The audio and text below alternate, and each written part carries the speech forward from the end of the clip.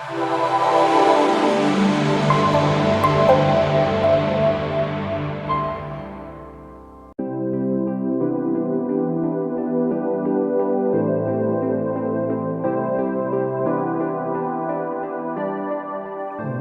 to today's session, and we are more than happy to have with us an awesome speaker, Mr. Mbot Umana. Mr. Mbot Umana. I know he won't pardon me after the session for not mentioning his name right, but I've got the pardon before we started the session, so that's good news. This is a session that we run as part of Lean Icon technology to support all our communities in understanding and building their knowledge within the Agile environment. And has been an awesome speaker over the last year and has provided us insight with storytelling. And let's get to know more. A business analyst, a process expert, trainer, coach, a certified product owner and a Scrum Master, and he holds a BA certification from the BCS. Has got a lot of certifications. He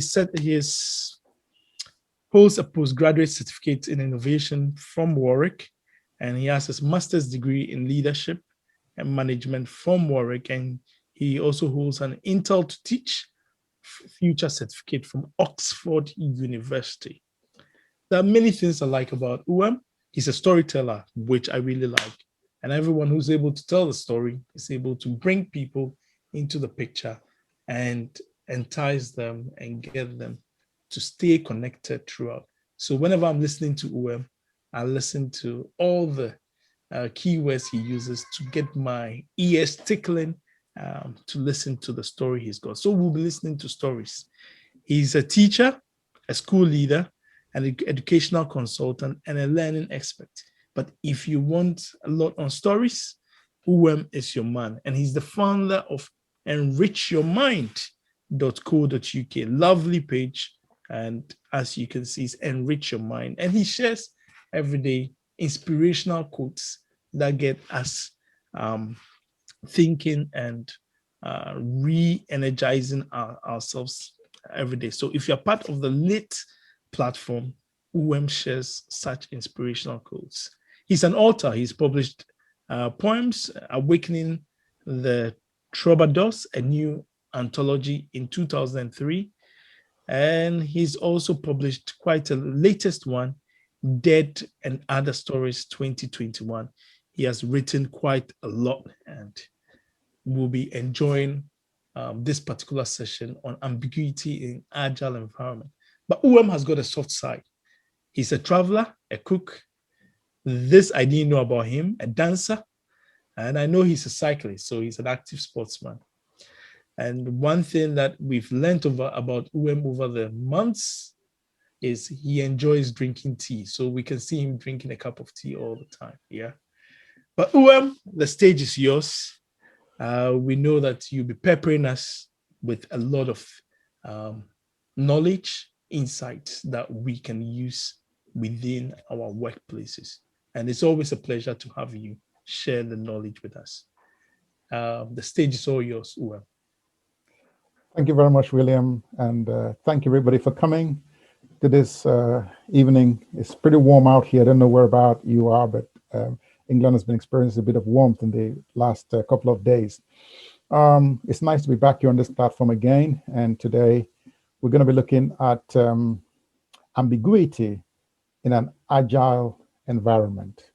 In today's session, we'll look at the role of the business analyst in an organization.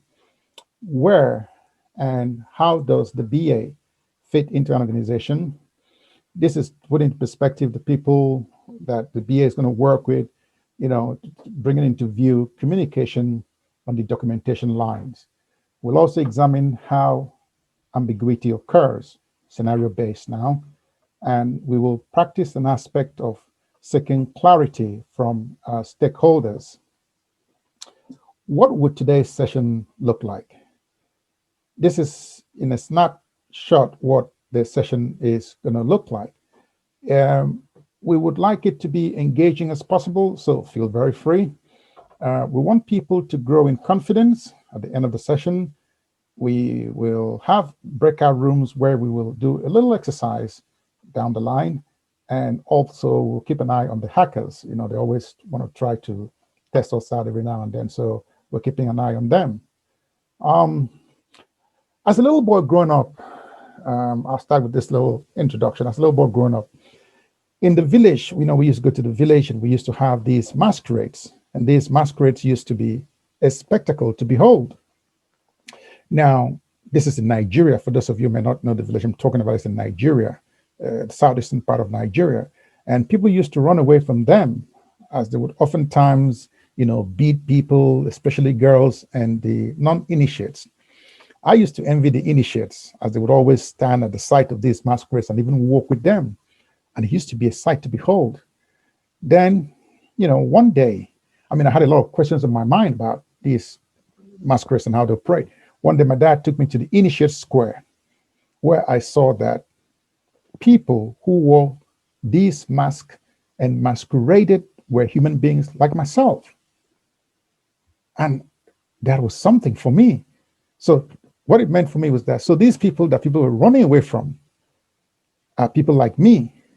They eat food like me, they walk like me, and they go to the toilet like me. They pee, they woo, you know, they poop and all of that. So the fear I had for the masquerades was now demystified. And I asked my dad some questions like, why were they masked? What did they achieve by being masked? Where the mask costumes, you know, where did they get these masks from? When they were wearing this mask, how did they used to do it so that people did not see them? And then they just came out masked up. Who constructed the mask for them? Where were these costumes kept? Who maintained the costumes? How were these masks constructed? Where do they purchase this mask from? When do they practice their dance and moves that they always display in the public square and people would marvel at it? Who determined who wears the mask? When these young people who wore the mask left their homes, where did they tell their parents they were going to? Because I was speaking from my own perspective as a little boy, you know, okay, if I were to leave my home, I would tell my dad and my mom where I'm going. So what would I tell, where would these young boys tell their parents they're going? As I asked these questions, I got more clarity. But I didn't know that as a child, I was practicing an aspect of BA skills, which is interrogating skills, which demystified this fear to me. So asking right questions brings such a level of clarity to a project. Now, if you can look at my screen, in my screen, I have this little diagram that I have put up to give just some bit of perspective to what a BA does. Now, if you look at, I'm going to move from my left-hand side of the screen to the right-hand side of the screen. You have a business here, like you can see my cursor. This is the business side. Now, any business provides services and products to end users. And there are different stakeholders in the business. You have the internal stakeholders, you have the external stakeholders. And every business has got a story. If you visit the website of any business organization, you always see our story, visions, goals, objectives, and things like that. Now, in transforming an organization, anytime any business wants to undergo a transformation, they always find out that they bring in a business analyst. It's imperative they bring in a business analyst. And what the business analyst does is he relates with the business in order to gather requirements for business transformation. And this could be either or a combination of the following, which could be leveraging on a new opportunity, building an app, automating a process, etc. It could be to solve an existing or emerging problem. For example, with COVID now, COVID has been in the scene for about 2 years now. It's brought in emerging problems. Companies have to now look for newer ways to deliver services. People are doing online, more virtual work, everything. So there's been an emergent situation now, and businesses have to adapt their policies, procedures to fit in with that. Now, doctors consulting virtually is becoming the new in thing now. Parents meeting with teachers virtually, remote learning, etc. It could be the company is just positioning itself futuristically. Like, you know what? We foresee that this is going to happen in the next couple of years. So we might as well start introducing that now. Digital transformation is a typical example. Some companies have started doing this digital transformation a couple of years back because they knew that that would be in the next few years from that time, what would be the order of the day. These are all done in different environments and frameworks, Agile, waterfall, call it whatever you want to call it, you know. So it could also be preparing leaders for this change process. You know, SAFe is a good framework for this, where leaders in an organization are prepared, prepped up to support the entire departments in the organization. So it's not just small teams driving the change. The leaders themselves are driving the change alongside because they're all prepped up. They're fully aware of what is going on and how to go about it. That's the good thing about the SAFe framework. Now, that is what the business analyst is brought in to do. Now, what the business analyst does is he collects these requirements, what the business wants to do, and then he passes it on to the dev team, the development team, to build the solutions or the change experts to facilitate the change process. Now, he will have to write it in a way that the dev team will understand, called like either user stories, acceptance criteria. He has to break it down from the epic, you know, which is the big story, breaks it down to features, to user stories and acceptance criteria, and which is what the dev team, the quality testers would use in doing the testing. Now, after that comes the solution or the solutions, which is now what the end users will enjoy. So you see here, the requirements are passed on to the dev team, and then the solution is built, and then the end users enjoy it. Now, there's a lot that goes in between these things that you see here in a snapshot. There's a lot, but this is like a summation, a synopsis of the entire process. Now, the end users here benefit the business because the business probably is not a charity organization. That's why it's called a business. So they're there to make profit. So that's why you have them here. So they benefit them, and there has to be a way of having a feedback to the business on how it is going on. So there's this constant interchange between the end users and the business. That's why in business organizations, you have BAU, business as usual. They're trying to get feedback, how to improve, constantly upgrading things and stuff like that. That is in a nutshell. So here is where we have the business analyst. What he has to do is right here. The majority of the work is here. Now, in any business, you have the stakeholders. You have the internal stakeholders, and you have the external stakeholders in the business. Now, this list is not exhaustive. The internal stakeholders are the owners of the business, the employees, and the leaders of the organization. And you also have the external stakeholders, who could be shareholders, the government, employees, families, society, the suppliers, all the third-party suppliers, the customers, and the community. Now, when the business analyst is engaging with the business, these are the different people that the business analyst will be engaging with. And language is the order of the day. You have to be able to get clarity on what they want before you can translate this to the dev team, the change experts, the builders, the solution architects, to be able to format it in the language that will be used to build a solution. Now, so we look at this here. Here is the business on the left-hand side here, and here is the dev team here. So the business analyst is the person that goes in between the business and the dev team here. So he communicates between the stakeholders and the dev team. The business analyst is that bridge between the business and the dev team / change experts. The BA has to speak the language that both the stakeholders and the dev team will understand. Most times you find out that the stakeholders are non-tech people, okay? They speak in layman's terms and what they want in the business, and you have as a business analyst to capture it in such a way that it can be translated into a language that the dev team will understand in order to build solutions that meets the needs of the business customers and the customers. And you have the user stories and the acceptance criteria. Now, so it brings us to the thought of the day: ambiguity in an agile environment. So what is ambiguity? If you look here at the top part here, there's a photo here, just a little photo here. If I were to ask people, what do you understand by this photo? What does it mean to you? This photo here means different things for different people. Somebody would say it means this, another person could say it means that. Now, according to Oxford Dictionary, ambiguity is the state of having more than one possible meaning. That's why we have to write clear definitions in order to avoid ambiguity. In the business world, you want to be as clear as possible. Clarity is one of the key words there. Now, with the latest COVID situation, one emergent trend has been the increase in online transactions and businesses.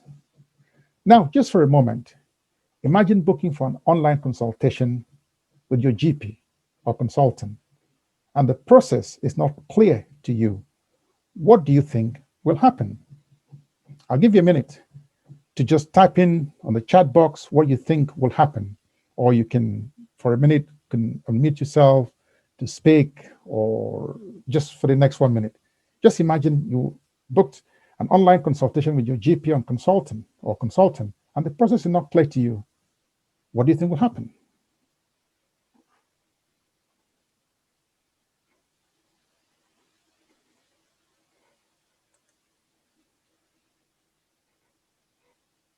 Type it on the chat, please, or you can unmute yourself to speak.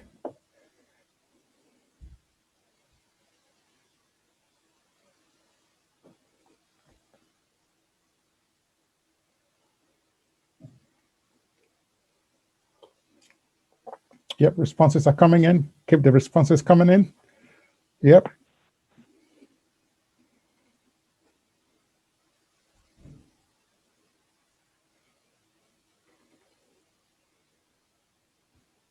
Still got about 30 more seconds.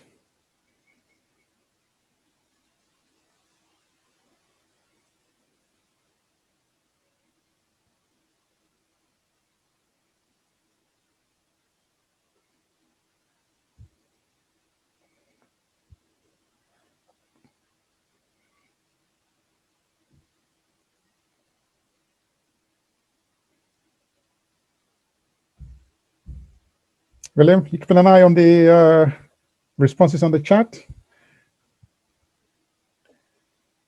You're muted. We've got, I wouldn't bother at all. Okay. They will be disheartened and give up. Wouldn't know how to proceed. Maybe no booking will be made, and they will still be feeling very terrible. Yep, I like this answer from Angela. She'll go private. Awesome, awesome. There will be a lot of confusion from Brother Jonathan. And you get to the wrong GP as well, because they won't deal with the, there's a lot of frustration. Yeah, I wouldn't be able to proceed, miss the booking, a mistake will be made with the booking, get frustrated, and you won't book anymore. Yeah, there's a lot. We can see our customers won't be happy. Right. Okay. Right. And finally, Shelley says, ask a friend. And we've got TT saying, objective of why GP is there and it's missed. Okay, objective of why the GPS is there. And they will complain as well. Awesome. Right. Okay. Now, thank you for that feedback. Let's have a look at the likely scenarios that I had anticipated would be the responses. Okay. Okay. Let's see. Gotta push this to the side. Okay. So,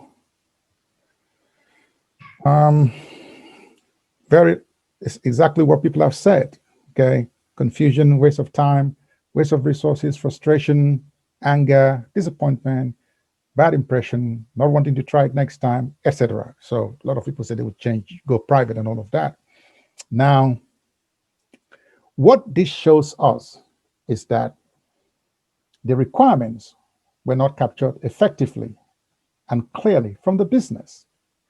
And these requirements were not translated into user stories effectively.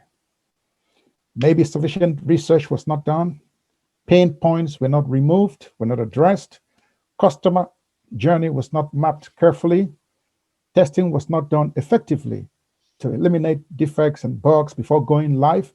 And of course, everything starts from where the business analyst captured the information from the business, bringing it to the dev team. So in summary, there was no clarity. There were ambiguities.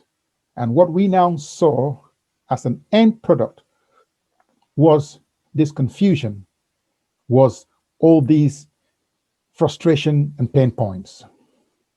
Now, which leads me now to something I would consider very, very important in removing ambiguity, in addressing ambiguity, in seeking clarity, which is what I would call the WH element in questioning.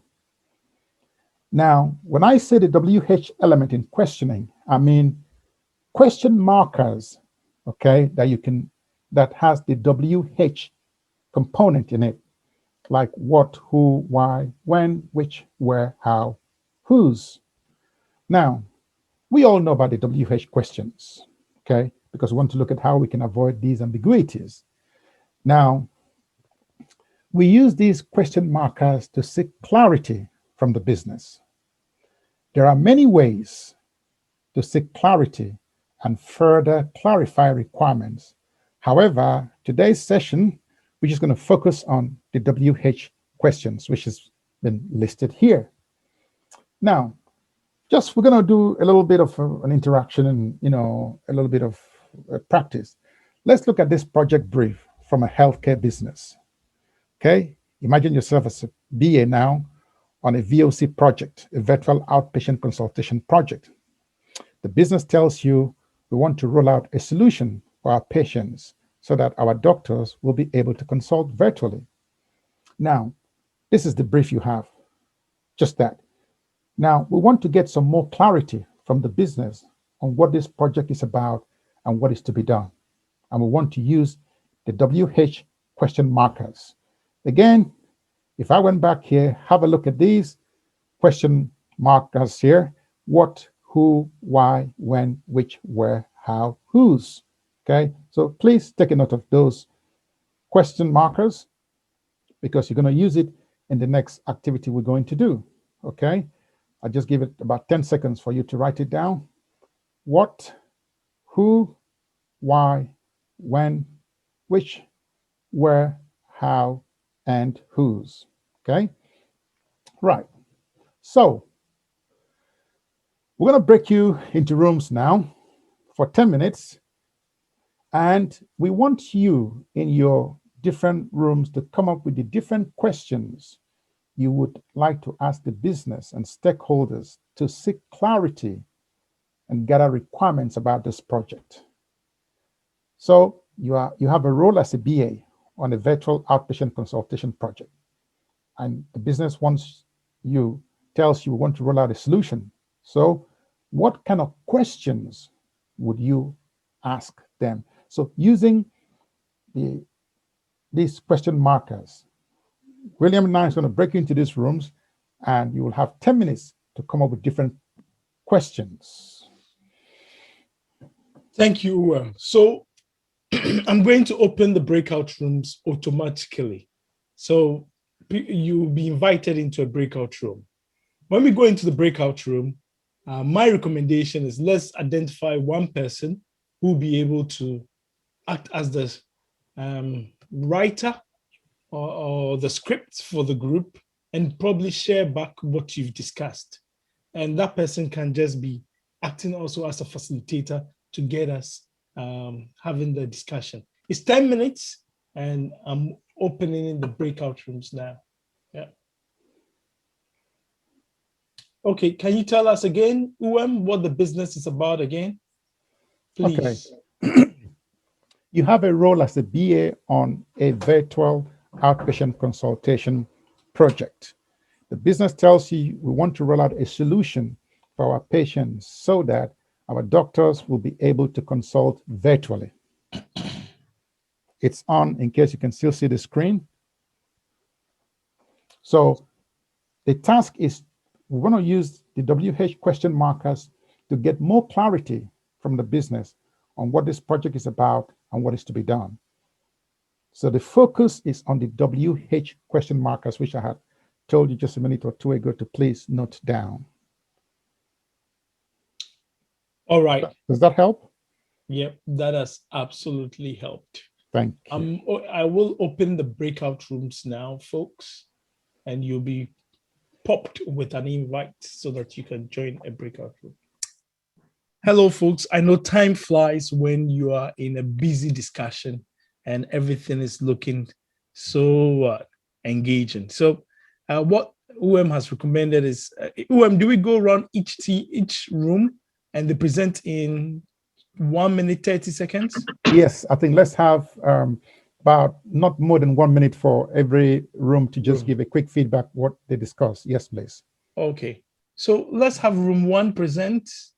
In room 1, we had David Frank, Kahinde, Kwesi Boateng, Ola, and Samuel Durai. Is there anyone in room 1 who will be presenting?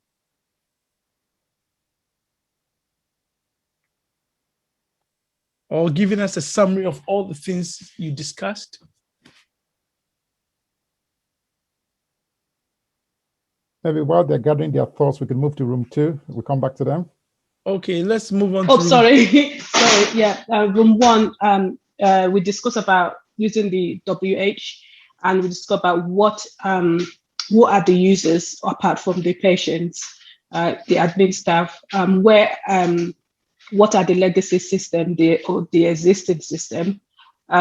We discussed about the storage. You know, what are we? Where are we going to be storing the data since the GDPR concern? We discussed about when do we want to have this system done by in terms of timelines, and who are the external stakeholders as well. We discussed about the existing legacy system, what are they? And what else did we discuss? Anybody else? Anyone to support Kahinde within room 1? Thank you so much. Yeah, no. I think in a nutshell, that's what it is. Yes. The users and the external, internal stakeholders as well, the existing legacy system, the proposed solution, if it's going to be off the shelf or if it's going to be integrated with the existing system. Okay. Yeah. Then 1 minute 30 is up. Let's go to room 2. Room 2, we had Duchi, Diana Bassi, and Osas. Yes, I'm here. Oh, go ahead. Okay, so hold on. I was writing a few of the things we'll discuss, and I've just pasted them in the chat room. Okay. Just so that I have something in front of me to speak. So yes, we were asking what kind of consultation would doctors be giving to their patients. Then we asked who and who will this service be available for. Under that, we thought of how old do the patients need to be, what kind of income level, is it only open to those who have NHS or some kind of health provider. And then we thought of what time of day is this consultation available? Is it available all through 24 hours? Or are there specific kinds of consultations available for specific times of the day? Then we thought of, are there specific illnesses that this service will be attending to? Will it only be available for specific kinds of ailments or symptoms? Then we also thought about asking how safe will patient information be when using this solution? So will the patient still trust that even though it's a virtual solution, it was their history and symptoms will still be confidential between patient and doctor? Yeah, that was basically what we were thinking about. or SaaS? Or is anybody else there to help in case there's anything I forgot? I think you summarized everything that we discussed. Awesome. Thank you. Okay. Thank you. Thank you, folks. And let's move into room 3. Room 3, are you all ready? Who was in room 3? Is that us? Yes, yourself. There's only 3. Okay, cool. Yeah. So we came up with a couple of questions. So starting with the why would you want to consult virtually? And then we move on to what is your patient profile or patient personas to give us more of an understanding of our customer? What is the problem that we're trying to resolve, and what have we identified as the problem? What are the current constraints, regulatory constraints, GDPR, etc.? What is your objective? So articulating the needs and the end goal. For that reason, we put what is your objective? How do you intend the activity to flow? Is this at a specific time you'll be consulting virtually? Is it every day, every week, to kind of understand what the needs are? How will the user connect to the platform? How will we access patient data records? Is it going to be integrated with something that's already existing? Where would this video conference take place? Will it be on Zoom, or are we going to build our own standalone platform? What current processes are the business using to conduct any virtual meetings? What systems are in place, and any other integrations? Who are the key stakeholders for this process, and what is the budget, and what is the timeline? And that's it.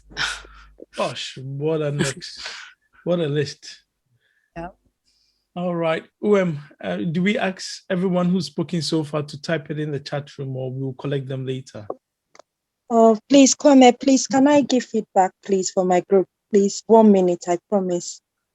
No worries. Is that group 4 or which group? It's group 5, and I'll be very quick, I promise. Okay, go ahead, TT. All right, thank you. So, very interesting inputs I had on my group. We had some questions on non-functional requirements and few functional requirements. Who will be using the portal? What time of the day will people be logging on? When are we going to be rolling out this portal? Who are the audience? What is the business budget? Who will be training people? And the reason why we've talked about the audience, would it be the seniors or the young people, in case maybe we might have issues with people not very IT in tuned? How do we book? What personal details will be requested? So that's a little bit of a non-functional requirement, which includes maintenance, security, usability, performance, and time. In terms of the time that it would take for the system to respond and book, book the appointment, and ability to register. And another point that came up is that we were going to ask, was there a system in place already? If there was, is it going to be like we're integrating it into a new thing or not? So I think, and also, where would people be logging on from? Maybe people from abroad, patients who have traveled, would they be logging? Would the system allow them to still log on? And it went on to, one of the guys on our group said that maybe if we map out the process, it would enable us to see some gaps, and that would enable us find some questions as well. So I think that's it really for now. Thank you. Sure, TT. And we've got group 4 to finish off. I wasn't going to stop you folks, but lovely information shared so far and insightful. Room 4, we had Abby, Brother Jonathan, Obapa Ladies Group, Philip, Bruce, and Shirley. Anyone sharing from group 4?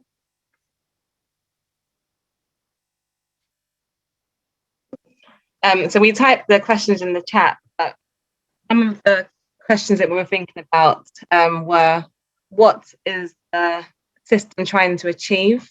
Why is there a need for it? What existing functions are there and what are the issues with those functions? When they'd like the solution to be rolled out, so what the timeline is, what budget. We thought about the systems that would be used, whether it be a cloud-based system, for example, and the functions that would be required for the patients to use. Yes, that's summer, but we did quite a lot. It's all typed into the chat at the side there. Awesome. I'll be copying all the information from the chat and giving it to UM, and UM will add it to the slides and it will be shared around. Thank you all for your input. Over to you, UM. Okay, Wow. I was just going to. Abby, go ahead.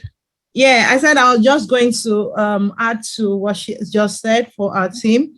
We mentioned about what function we would like to the virtual consultation to include, like booking, calendar, payment function, non-functional requirements, and what functions requirements are needed for security purposes, and also considering speed. What support will be needed as well.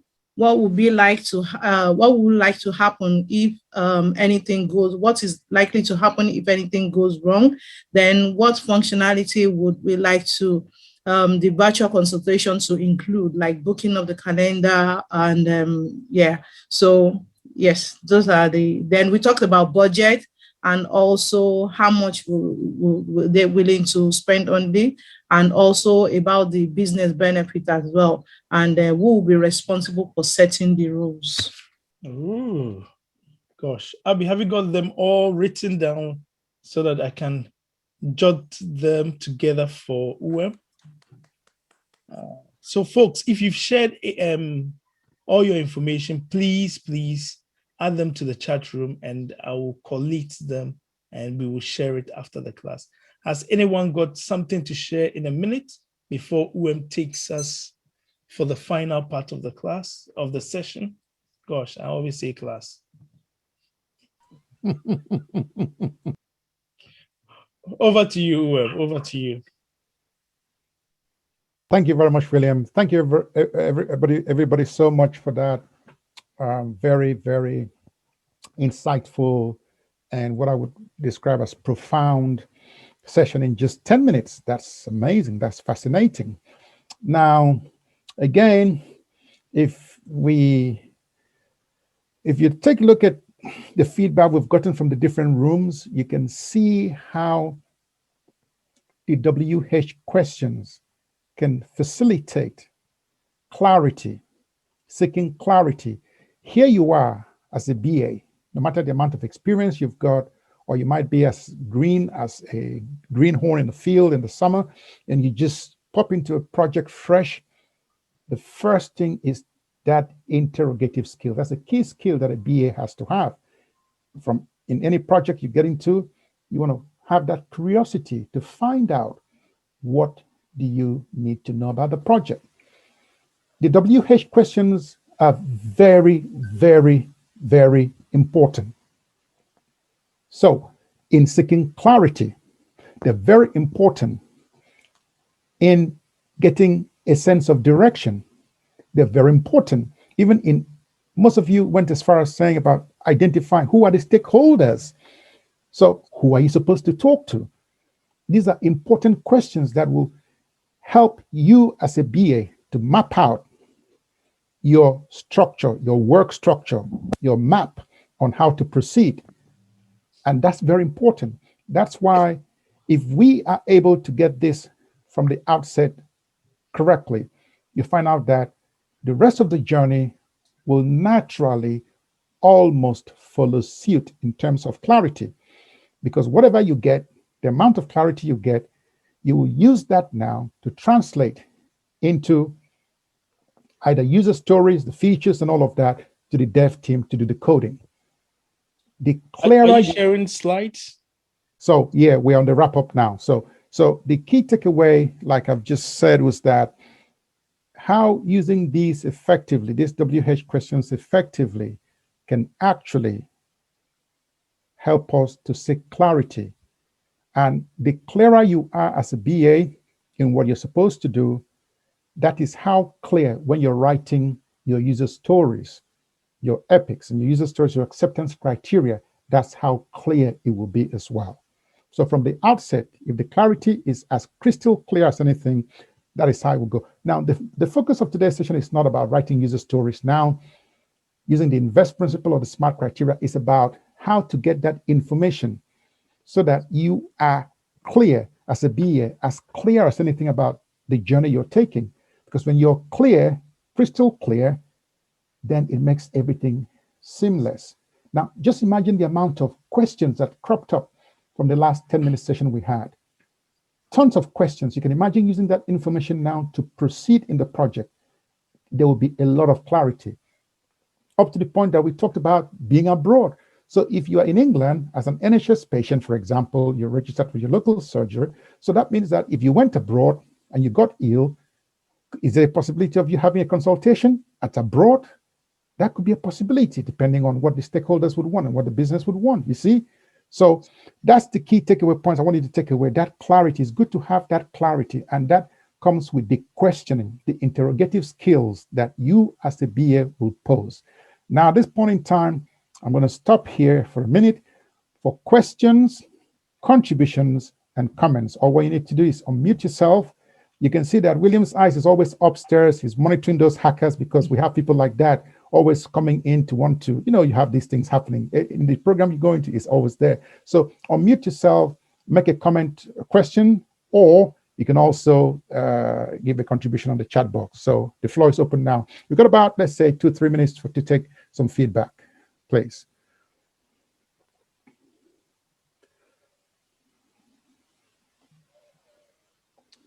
So whilst we wait for people, please, if you shared and you've got the info, if you can, do send it over to UM, or you can send it to info@Lean Icon Technology. I'll type the email address so that we can collate all the information and finish it to everyone. info@leanicontechnology.com. So if you shared, please do remember to send the things you shared so that we can add it to the PowerPoint slides.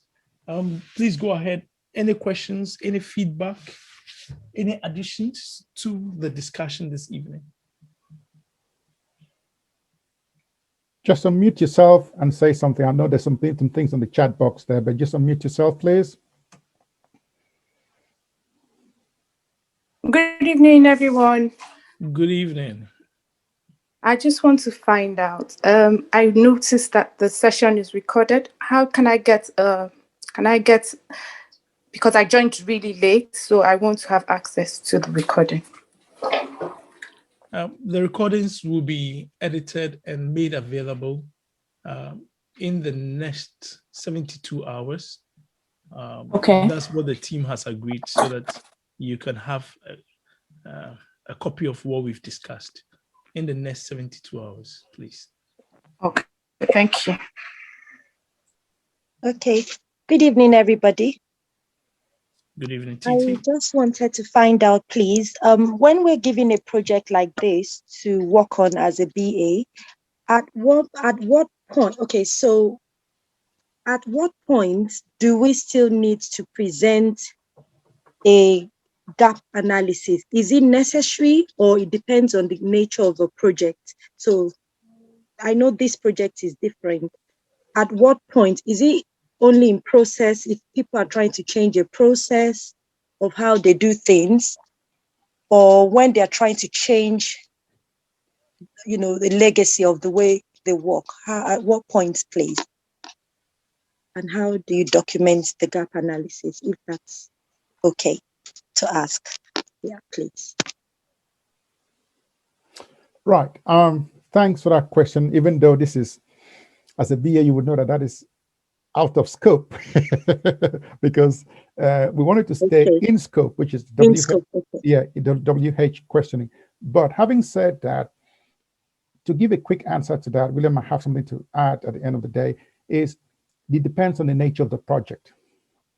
if there's a system in place already, and they want to move from a current system to a new system, okay, so you have the as is state and you have to be state, okay?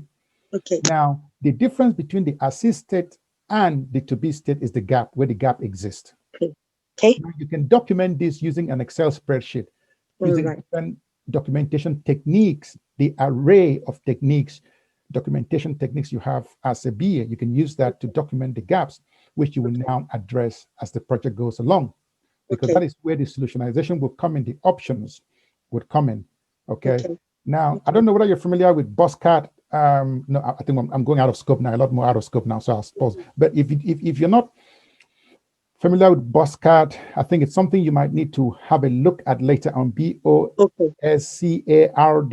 which is an acronym that stands for the background of a project, okay, the objectives of a project, okay, the constraints, the scope of a project, the constraints of a project, the assumptions, the risk, and the deliverables in a project. That forms the framework for you to advance in a project. So that will help you. Just something for you. But yeah, if that answers your question quickly. Yes, it does. In scope, yeah. It does. Thank you very much. Thank you. I think if you've got any questions, UM will be taking them via email. UM, please, would you type your email so that we, as agreed, we said we'll stay within an hour. Right. Okay. Let's see.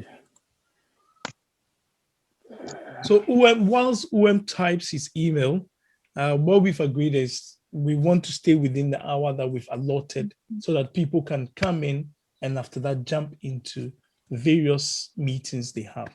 I'd like to take this opportunity to say a big thank you to UM for sharing the knowledge about the WH questions, which helps us gain clarity. And throughout, I've also gained a lot in how I would engage with clients. And the questions you folks have put out are things that I'll be putting down whilst I'm engaging with clients over time. And especially to you, the audience, it's an absolute pleasure to have you join us and to also partake in the breakout rooms. If you've got any questions, send it to info@leanicontechnology.com or go to Enrich Your Mind, where shares more knowledge about storytelling, business analysis.